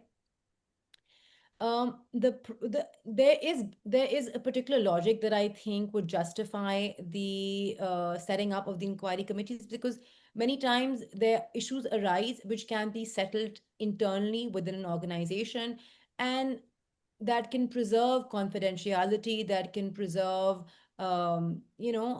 cost, and can also ensure rehabilitation of the accused and of the victim depending on the circumstances of the harassment. So I think there is a certain justification for having an internal resolution mechanism through the institution of inquiry committees at the organization level. But in fact, what happens, Anida, is, and I think this became very obvious in the roundtable that we both attended, is that oftentimes organizations don't um, notify inquiry committees. And this is the case in fact with very large corporations as well. Factories में तो जैसा हमें समझ आई थी, hardly कोई कभी inquiry committee थी, और फैक्ट्री वर्कर्स को तो कोई इल्म भी नहीं था कि इंक्वायरी कमेटी होती क्या है और ये कानून क्या है. तो और the fact is also, and again this was discussed during the round table, that the ombudspersons lack the capacity to actually go and inspect these workplaces, and or to seek annual reports from these workplaces regarding notification of the inquiry committee. So there is a failure there. There is a failure Absolutely. there. But I think that's got a lot to do with the fact that ombudspersons are not like a watchdog or some sort of like for example NCSW or PCSW or some sort of NCHR, and all of these bodies are like or these commissions, they do have the powers of being a watchdog, but the Yes. ombudsperson is dependent on a complaint being filed by Yes. somebody from the organization, and then they can look at the fact whether there has been compliance with the law or not. So they depend on any person from the organization to come up Yes. to the Motasim and then complain that the employer is not actually complying with the law. With the law. But even then, the best that they can do is issue a fine, right? Like, which is between 25,000 to 1 lakh rupees. They can't do Very minimal. anything more than just Yeah. that, right? Yeah. So, and then oftentimes, या तो inquiry committees होती नहीं है, और अगर हों भी तो they're not notified correctly with the composition being more Yeah. than 3 people at times, or even when they do have notified, the people are then not trained to be members of the inquiry committee, Yes. Yeah. and Yeah. there's a lot of I think work that needs to be done as far as that is Of course. concerned. Of But course. keeping these issues aside, let's talk about what generally is the role and purpose of the inquiry committee and what essentially is that they do. And then we can move on to the Motisip because it's very similar. But let's talk Sure. about the Sure. internal sort of forums uh, Sure. first before we proceed to the ombudsperson's office. So, as I said, one option is to file a complaint before the inquiry committee. The inquiry committee, after receiving the complaint, has to issue a statement of allegations to the accused and notify him or her of the allegations against them. Then a written response, a written statement, a reply is sought from the accused. Once that comes in, the inquiry committee can call for evidence. The inquiry committee can even call persons within the organizations to appear as witnesses and give testimony. After according both parties the right to a hearing, and after according both parties the right to cross examination, Yeah. जो कि बहुत ज़रूरी है, और हमने कई cases में हम देखते हैं inquiry committee right of cross examination नहीं प्रोवाइड करते. Mm. उसके बाद उन्होंने एक रीजनड ऑर्डर इशू करना है, और उस रीजन ऑर्डर में उन्होंने बताना है कौन सी फिटिंग पेनल्टी होगी, मेजर पेनल्टी और माइनर पेनल्टी, और क्यों ये पेनल्टी फिटिंग है. फिर जब वो अपना फैसला कर लेते हैं, वो फैसला फॉरवर्ड करते हैं कॉम्पिटेंट अथॉरिटी को, जो कि डेजिग्नेट होनी है ऑर्गेनाइजेशन की तरफ से. अब कॉम्पिटेंट अथॉरिटी अगर आप सेक्शन 4 पढ़ें शायद उसमें ये है, वो कहते हैं कि competent authority shall implement the recommendation of the inquiry committee Within seven and days. They make within it time 7 days. bound. Yeah. Yes. Yeah. And till such time the recommendation is implemented, inquiry committee will undertake a review of the situation, right? जो rule 9 है complaint procedure rules का Hmm. 2013, उसमें ये है कि the only thing the competent authority can do is maybe refer the matter on a technical point back to the Inquiry committee. inquiry committee, but they can't undo the findings of the inquiry committee, Absolutely. right? तो ये है role inquiry committee का। इस process के अंदर मैं तो आपको बता दिया कि जी कंप्लेंट आएगी, जवाब आएगा, एक्सेट्रा, लोगों को सुना जाएगा। इसमें कई प्रोटेक्शंस भी दी गई हैं, कोई गारंटी, कुछ गारंटीज भी दी गई हैं कंप्लेनेंट और अक्यूज को। एक तो ये है कि कॉन्फिडेंशियल होंगी Hmm. प्रोसीडिंग्स। दूसरा ये है कि inquiry committee has to ensure that its proceedings are not discriminatory, they not unfair in any manner, they don't give one person the opportunity to be heard but not to the other party. Yeah. So rules of natural justice apply करते हैं. Yes, exactly. 10A, this will be subject to Yeah. 10A, Yeah. Article 10A।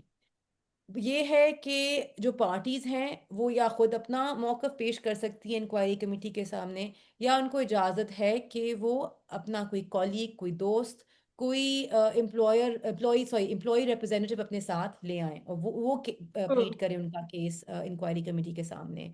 साथ ही inquiry committee can designate any person from the organisation to help either party.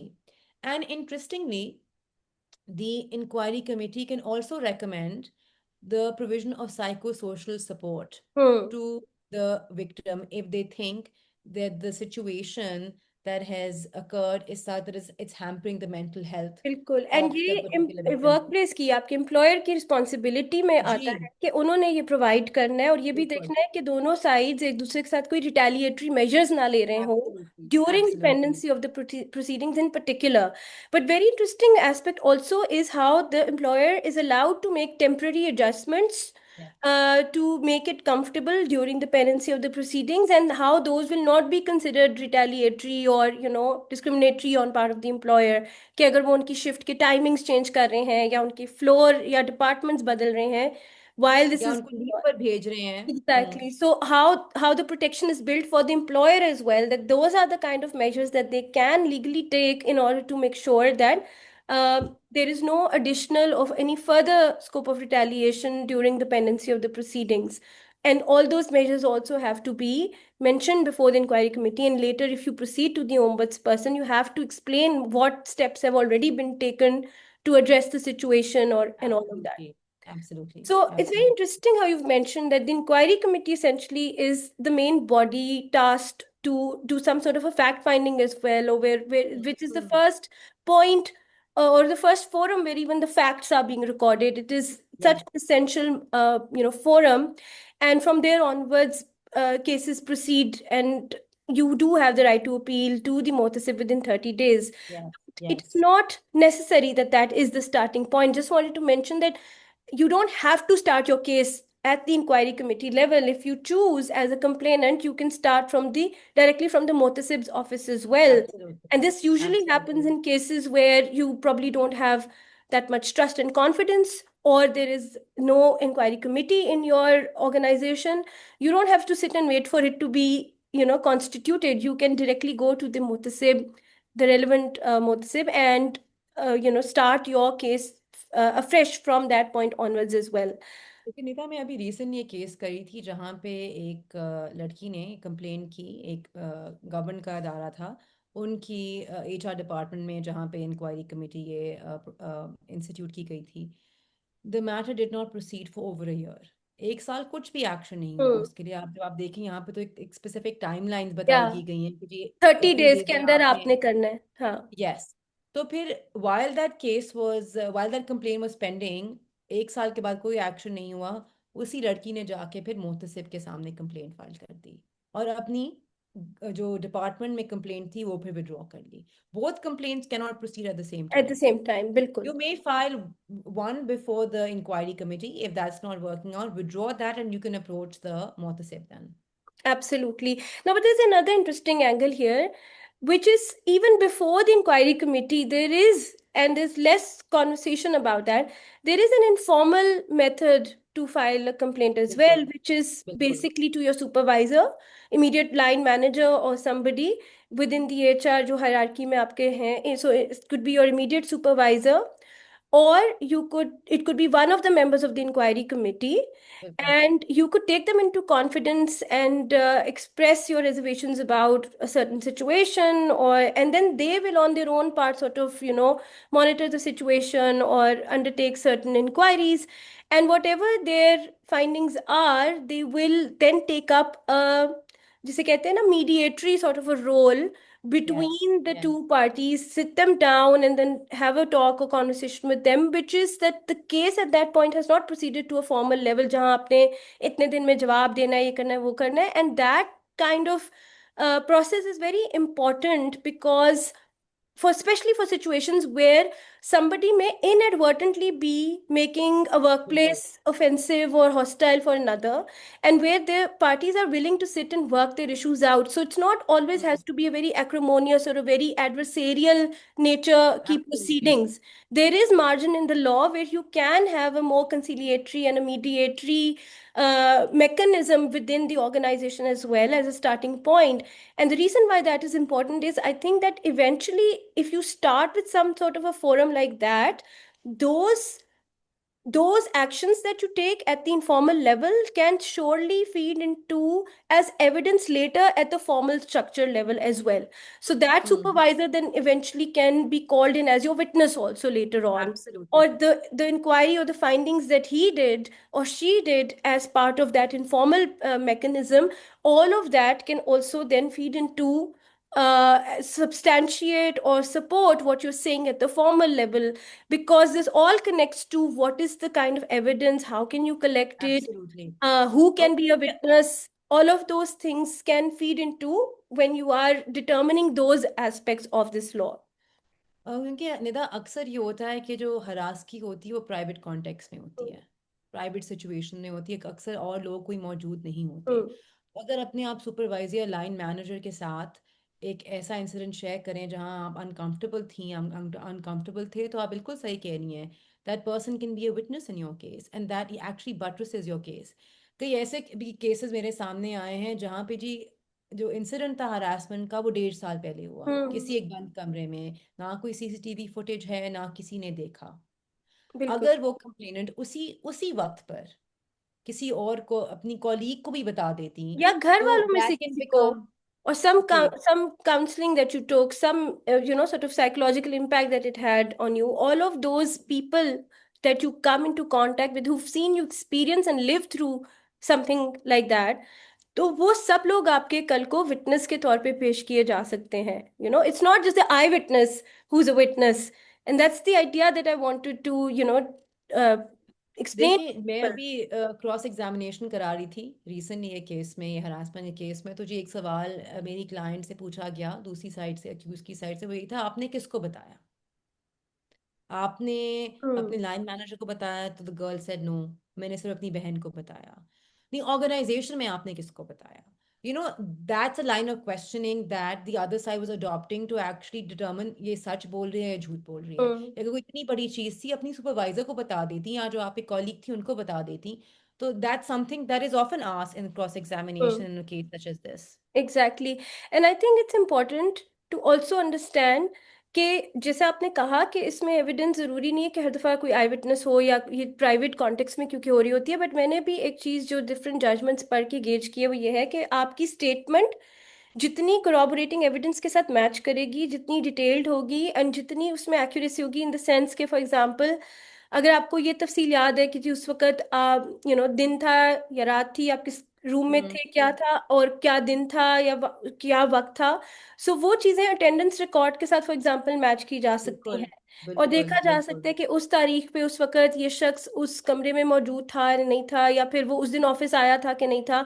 And if बिल्कुल those little details sort of match what you're saying, then that corroborating evidence further brings credibility and strength to your individual statement as well. So even if you don't actually have a CCTV footage, you can still ask for these things to be summoned by the muhtasib Of and course. be discussed, so that जो आप कह रहे हैं आपकी बात में वजन इन चीजों से इस्टेब्लिश हो जाता है फिर, with all that corroborating evidence that you can highlight or Produce, identify. yes.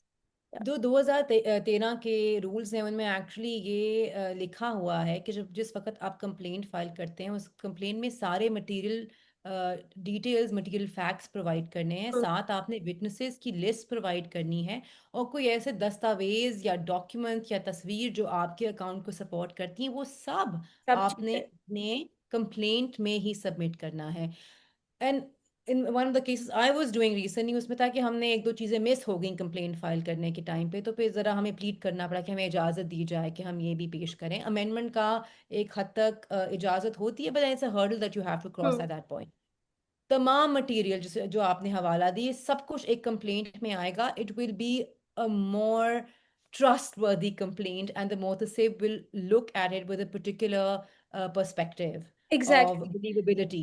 And this also brings me to the point कि आपकी कंप्लेंट की ऑफ कोर्स एक तो कि उसमें कॉम्प्रिहेंसिव जितना, एंड क्योंकि कानून शहादत उस तरह से नहीं लगता, तो यही है कि आप किसी भी फॉर्म में उन चीज़ों को डॉक्यूमेंट कर सकते हो और वो दे सकते हो, साथ अटैच कर सकते हो।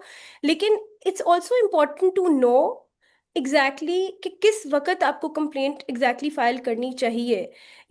देर आर सम इंसिडेंट्स जो बहुत हैरोइंग होंगे, जो बहुत सीरियस नेचर के होंगे, उसमें कोई फिजिकल आपकी इंटेग्रिटी या थ्रेटन्ड आप फील करेंगे, तो ऑफ कोर्स वो तो इमीडिएट एक्शन डिजर्व करते हैं, all of that.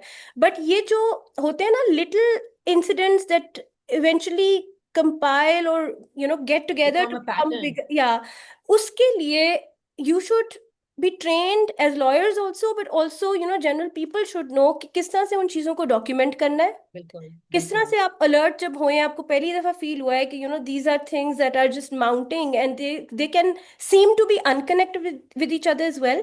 But then when you look at the bigger picture and you start putting the pieces of the jigsaw puzzle together, you start realizing that those patterns of discriminatory behavior or hostility are beginning to appear. I think documenting those along the lines, plus knowing exactly when you have enough material to then proceed to a formal complaint where Yes, you yes. have higher chances of being Where successful. you are able to demonstrate, in fact, that there is Exactly. a pattern So which वो is impacting my workplace and exactly, तो the my timing performance. Of that complaint कि किस वक्त आपने, and they obviously this can happen in cases जहाँ मैं बार बार कह रही हूँ, जहाँ लेस एक्सट्रीम किस्म की हरासमेंट है, जहाँ पे ये छोटे छोटे इंसिडेंट्स बन के एक बड़ा आपके लिए अनकंफर्टेबल इन्वायरमेंट क्रिएट करें, which is hostile and intimidating or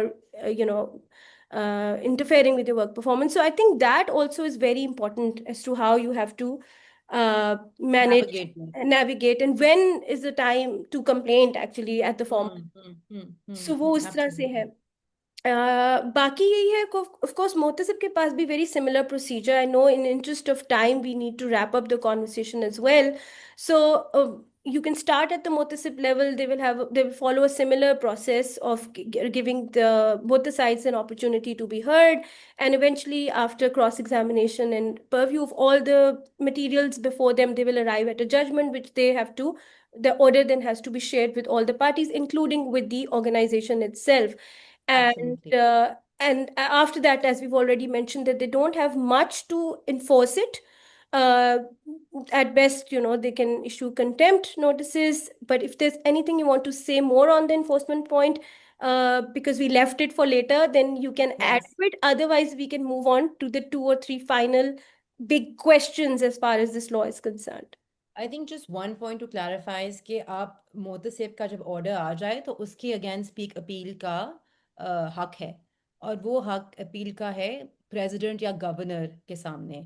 अगर वफाकी कानून या वफाकी मोतसिब का ऑर्डर है तो आप प्रेसिडेंट के सामने अपील कर सकते हैं 30 दिन में, हम्म, और अगर सूबाई मोतसिब का डिसीजन है तो वो आप गवर्नर के सामने प्रोसीड करेंगे।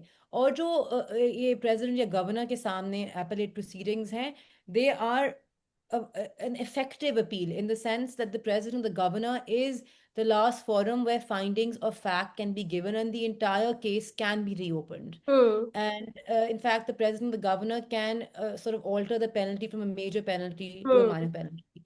Um, ये भी हमारा एक पॉइंट रह गया निदा कि जी पेनल्टीज कौन सी हैं, But they are not also, criminal penalties, they before that, are before that, the governor and the president point, the law uses the word representation before the governor. You think, sorry yes are representation, we representation. right to assume that this is like any ordinary right of appeal? Why did the law not use the word appeal, and why is it called representation? And does it operate in practice the same way as any appeal would, with both sides being given a chance to it, or is it just a paper application and all the documents are studied and then the governor or the president just comes up with their own sense of judgment? Or do you actually have both the sides reopen the case and argue it out? Because that's something that I've been struggling to understand as well. सो जो representation का शायद अल्फाज इस्तेमाल किया गया है वो शायद इसलिए है क्योंकि it's not a judicial forum as such, right? It's not a even a quasi judicial forum Hmm. as such, it's an executive office. But jahan tak whether it's a real opportunity of an appeal, it truly is, because there is a judgment which states that the entire case can be repleted. Reopen. The facts can be reopened before the ombudsperson, before the president, or before the governor. So, in that sense, it is an appeal. I haven't sort of ever advised on a representation before the governor, but president के सामने एक recent representation थी, उसमें advise किया था, उसमें दोनों parties को बुलाया गया था, दोनों parties को right to hearing दी गई थी. Sahi. Essentially, when an appeal was sorry, representation was filed against an order of the of FOSPA, notice was given to the complainant कि जी ये appeal, ये representation आई है और आप इस दिन पेश हों, अपना जवाब भी दें, फिर written reply हमने भेजी, फिर एक डेट स्पेसिफाई की गई हियरिंग के लिए जहाँ पे दोनों कंप्लेनेंट और अक्यूज मौजूद थे, उन दोनों के मौकफ लिए गए और फिर एक ऑर्डर So इशू in हुआ. practice, it is an appeal, but of course, because it's not a judicial forum, so they're using the word representation instead. That is my understanding. It might be incorrect, but that's my understanding. ठीक है नहीं, thank you so much for clarifying that. Yes, the penalties in the law. जी, सो आपकी दो categories हैं, एक है minor penalties और एक है मेजर पेनल्टीज. माइनर पेनल्टीज में ज़्यादा एक सेंशर है, स्टॉपिंग एन इंक्रीमेंट और promotion, and then there is fine, right? Major penalties में there is dismissal from service, there's removal of service, there's compulsory retirement. Those are the major penalties. So they are not criminal penalties as such, which we must specify, क्योंकि जो criminal penalties हैं in terms of imprisonment or fine वो फिर section 509 PPC में आता Hmm. है. इसमें आपको बेशक कॉम्पनसेशन मिल जाती है, और मगर उसके साथ साथ आप ये भी ऑर्डर कर सकते हैं, एक मुअत्तसिफ ये भी ऑर्डर कर सकता है कि जो अक्यूज्ड है उसको सर्विस से डिसमिस किया जाए या रिमूव किया जाए. So that's the kind of penalties that both the inquiry committee can advise, and that the even the motasib can order. Bilkul. And I mean, again, it'll have to be a survey of, what is really generally the kind of penalties that they award in most cases. But there were questions from some people who were saying that, even if you just simply demote a person or you're stopping their promotion, sometimes that's not enough. So there is a little bit of dissatisfaction amongst people, because, when they file cases under this law, their expectation is very different and they want the person removed from office so that they don't Yes, have to face, yes. and I think that expectation of what they want from the law needs to be balanced. So as lawyers, I think it is our responsibility as well to explain what the end goal would be, Hmm. or Hmm. could be, because these are all discretionary. You can't sort of ask for them as of right. As a Hmm. complainant, you can Of course. mention that this is what you'd like, but then ultimately it's on the inquiry committee or the ombudsperson to decide कि उन्होंने कौन सी वाली इसमें से देनी है. And you Hmm. can appeal against that as well. कि, बिल्कुल. if you feel that, not significant penalty नहीं दी गई, या you want to या बहुत एक्सेसिव दी या गई है. बहुत एक्सेसिव दी गई है, तो आप दोनों सूरतों में अब उसके अगेंस्ट भी अपील कर सकते हो. बट आप एज ऑफ राइट डिमांड नहीं कर सकते कि जो मैं कह रहा हूँ या कह रही हूँ वो ही पेनल्टी दी कोर्स, जाए. Of course. So it's sometimes I think the expectation management of the people from the law has to be very practical, कि ये सब Hmm. कुछ इसमें से कुछ भी हो सकता है. And be open to accepting that, because sometimes when that also happens and you have to go back to the same context, it's hard. And also, there are no remedies for the complainant. So if they have been not forcefully, but like if they've been uh, if they've had to resign because of the Hmm. harassment, then there is no provision on how they can be reinstated, or there's no No, no, there remedy isn't. that really serves the needs or the situation of the complainant as such. The penalties are targeted towards the accused, and if they are Yeah. found guilty, it's more about them, and it's less about reinstating the complainant back I in the think same role. So अब that's तो supreme another. Court ने भी clarify कर दिया कि ओम्बड्स person के पास ये इख्तियार नहीं है कि वो रीइंस्टेटमेंट का ऑर्डर दें। Hmm. मेरे ख्याल में जो एक सिर्फ एक किस्म की पेनल्टी है जो कि शायद विक्टिम को मद्देनज़र रखते हुए एक इंक्वायरी कमेटी या मुतसिब ऑर्डर कर सकता है, वो है compensation. Exactly. But The that others, is, you are right, are all centered on the wrongdoing of the accused. but you think that this is a gap, that there needs to be some sort of a remedy, because if the whole idea is integrating women at the workplace, and the Hmm. whole premise of the law was that you're going to get more women to participate in the labor force, there is absolutely no provision that talks about their reinstatement if they've had to resign because of a hostile environment as a result Hmm. of what they faced. So वो Hmm. भी निकल गए काम से, उन्होंने accused को भी निकलवा दिया, but where is that labor force participation goal? So shouldn't there be some sort of a remedy in देखिए these पता है along these जो lines for the complainant as well?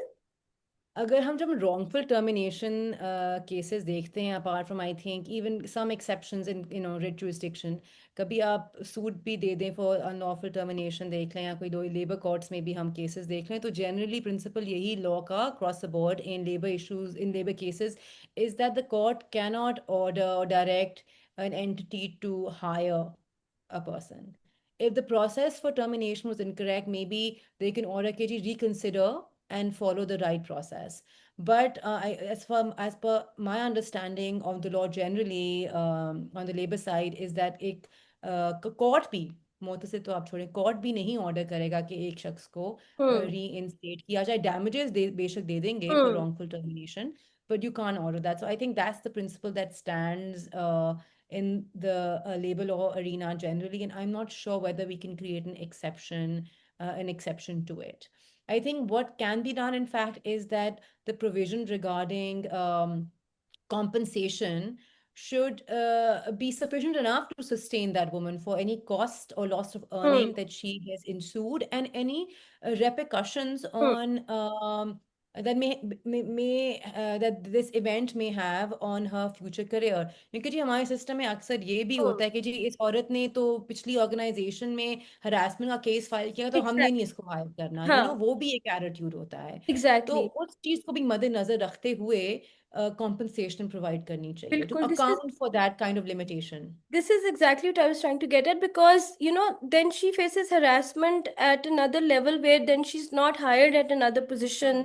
So एक तो आप उसे encourage करें कि इस कानून में तुम्हारे लिए हमने कानून बनाया है, तुम आके कंप्लेन करो, फिर वो कंप्लेन करे, फिर वो उसको बीच में उसको फोर्सफुली रिजाइन भी करना पड़ जाए, उसके बाद उसको कहीं और नौकरी भी नहीं मिल रही. सो बिल्कुल। Again circling back to, is the law really effective in protecting women to that extent, or does it really need to go beyond that? Or how do you deal with the implications of filing complaints and the brunt of filing those complaints? Because ये चीजें होती हैं कि आपके साथ एक stigma attach हो रहा है, not, and बिल्कुल accused पे भी एब्सोल्युटली। है. Of course I understand कि if somebody is wrongfully accused, and वो भी एक कि just because आपके खिलाफ एक complaint आ गई जो कि eventually नहीं भी बनी, तो ये both ways जाता है stigma.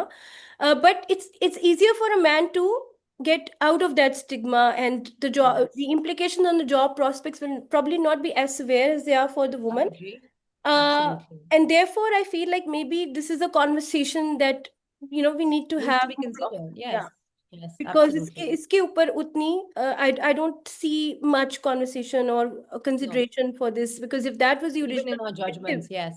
तो आई फिर थिंक फॉल्स एक्यूजेशन पे भी थोड़ी बहुत डिस्कशन होती है, बट दूसरी एस्पेक्ट हम बात करते हैं कि जो स्टिग्मा अटैच हो हाँ, जाता है कंप्लेनेंट पर, उस पे इस तरह गुफ्तगू उस पे नहीं जुडिशली होती. इवन अदरवाइज नहीं क्लियरली हुई।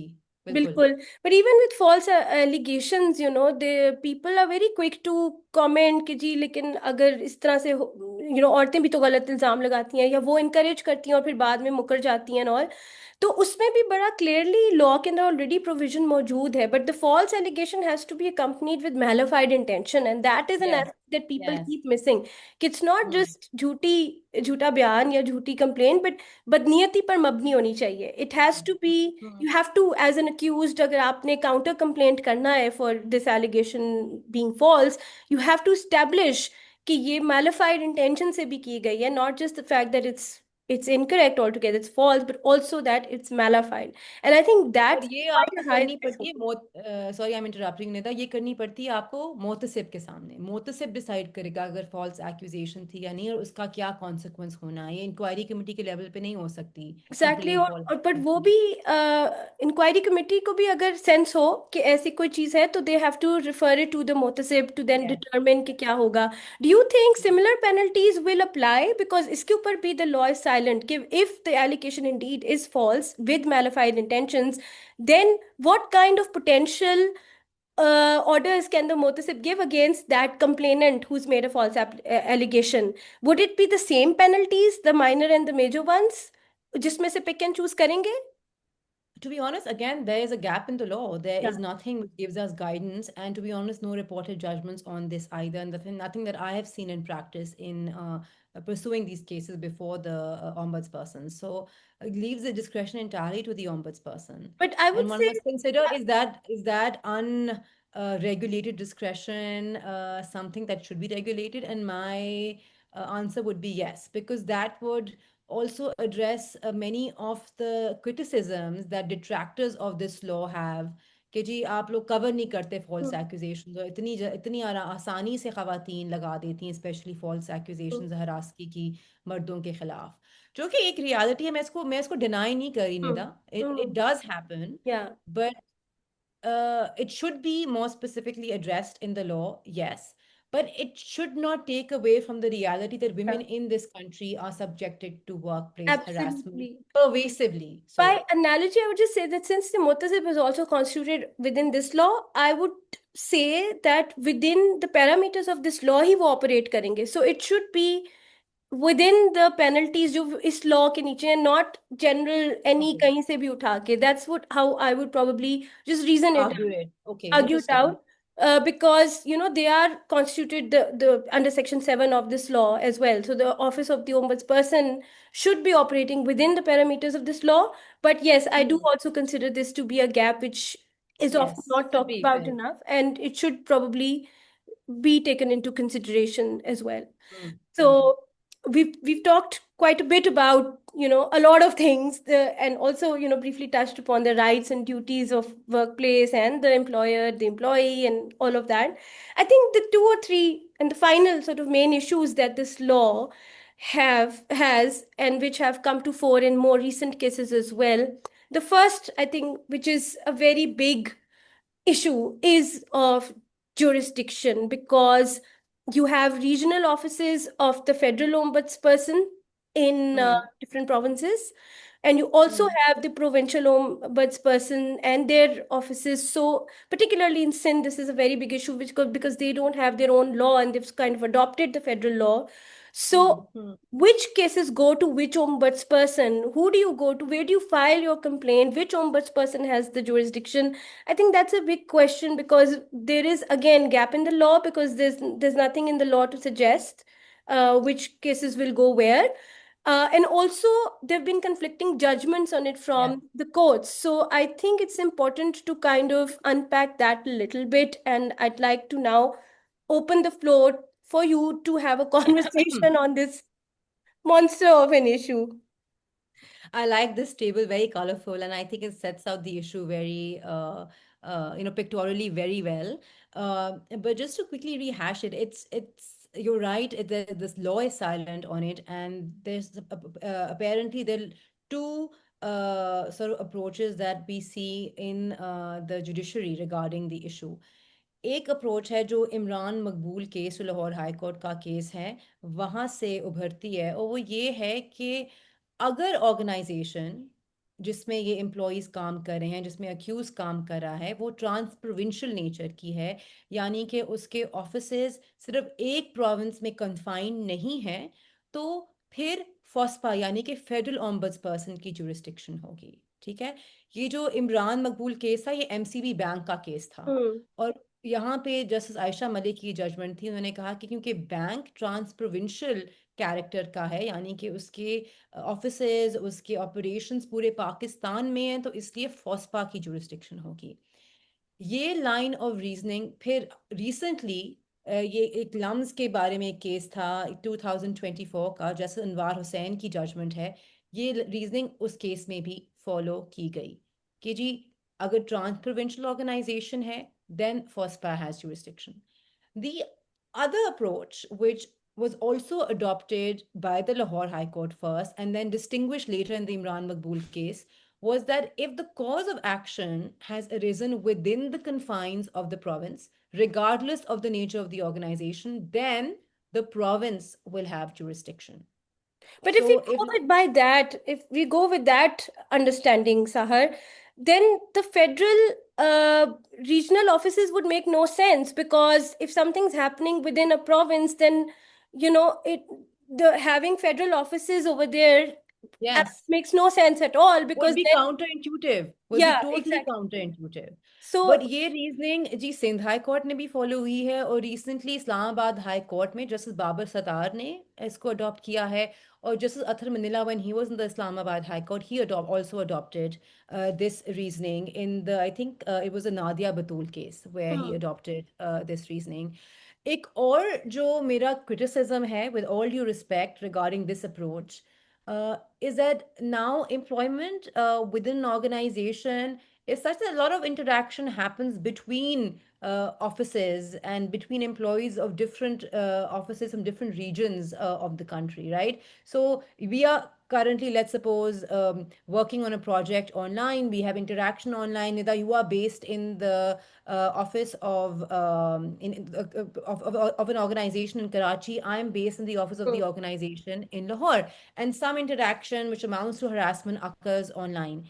It would make sense if the entity where you are based, that is in Sindh, can assume jurisdiction of the case also and impose a penalty on you, which would be in a transprovincial organization case, FOSPA. FOSPA has a regional office in Sindh. And if they're able to reach you in Sindh at the regional office in FOSPA, that would make for effective implementation. That's also another reason why I support the reasoning in the Imran Maqbool case, because I think it would facilitate more effective implementation of the decisions of the ombudsperson. So, I mean, after looking at all of these different laws, because there are some variations within the provincial laws as well, as we know that the KP law does not mention federal organizations at all. So, it Hmm. means that all federal organizations in KP, if a case of harassment happens therein, then the provincial law doesn't cover them, which means that the jurisdiction will automatically have to go to the federal ombudsperson for that, because the जी, provincial law is not covering federal organizations at all. So it बिल्कुल, seems that, बिल्कुल. that in addition to cause of action and the trans-provincial nature of the organization, another element is to determine whether the organization was of federal character or not within a province. Yes, That's yes, another sort of added layer to it. And yes. because you don't have a Supreme Court judgment as yet on this, you do not have any legislative clarity either. I think this is one of the most important aspects of the law that needs a lot of clarity as It to does. where should you file the complaint, because a lot of time people get, a lot of time gets wasted because first the complainant has filed a complaint with the provincial ombudsperson, and then they find out after months or years that no, it's actually the federal ombudsperson that should have had the बिल्कुल, jurisdiction, बिल्कुल, or vice बिल्कुल. versa. Sometimes FOSPA is taking up cases where they know that they don't have the jurisdiction, but they take it up anyway, which is also even more of a situation that I'd be worried about, because if you know that you don't have jurisdiction, why would you take up those Take cases, up the case. Yes, So yes, it's quite a mess at the moment, and I think this is where we need the harmonization to take place and for more absolutely. clarity to come from either the Supreme Court Yes, or the Parliament at some point when the law is of course. reviewed again. बिल्कुल, ये एक aspect जिस पे harmonisation होनी चाहिए। और मेरे हिसाब से जो 2022 की तरह मीम आई है at the federal and the Sindh level, और हरासमेंट की डेफिनेशन, एम्प्लॉय की डेफिनेशन, ऑर्गेनाइजेशन, वर्क प्लेस की डेफिनेशन एक्सपैंड की गई है, उसमें भी harmonization आए across all provinces. across So all we are points. all at the same level. Absolutely. अच्छा, इसके साथ साथ एक और गैप जो बहुत मेजर है, वो भी हाल ही में एक और रीसेंट केस जो सामने आया है, उसमें ये चीज़ हाईलाइट हुई है कि कॉम्पिटेंट अथॉरिटी के ऊपर भी, उसके रोल और स्कोप के ऊपर भी ज़्यादा क्लैरिटी नहीं है लॉ में मौजूद। End of course may be उस वक्त जब 2010 में बना था लॉ, तो इट वाज प्रॉब्ली उनके ज़हन में उस टाइम पे अंडरस्टूड था कि this is what it means, but इसमें भी we feel that there needs to be more clarity as to what the role and scope of the competent authority is, because the arguments that are being made about this aspect is that they are like an overriding authority on the Hmm. inquiry committee, and that they Hmm. can kind of even reject the findings of the inquiry committee and override those.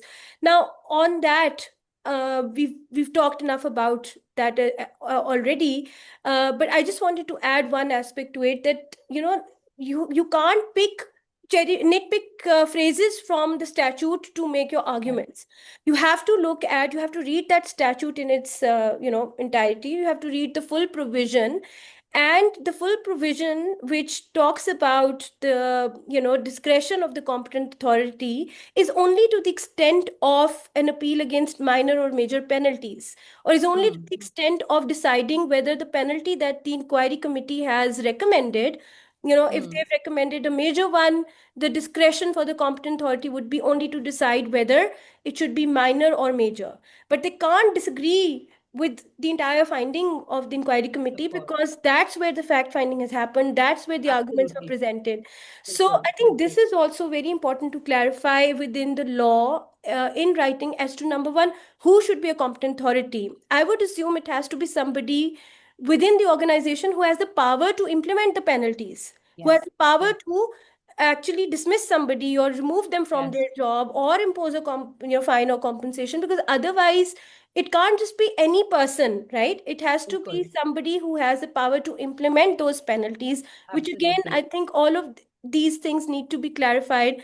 And how how can you sort of appoint a third person outside the organization as a competent authority who doesn't have the ability or the power to implement Bilkul. the Bilkul. penalties? That is again a legal aspect that needs more clarity Absolutely, on it this does. point.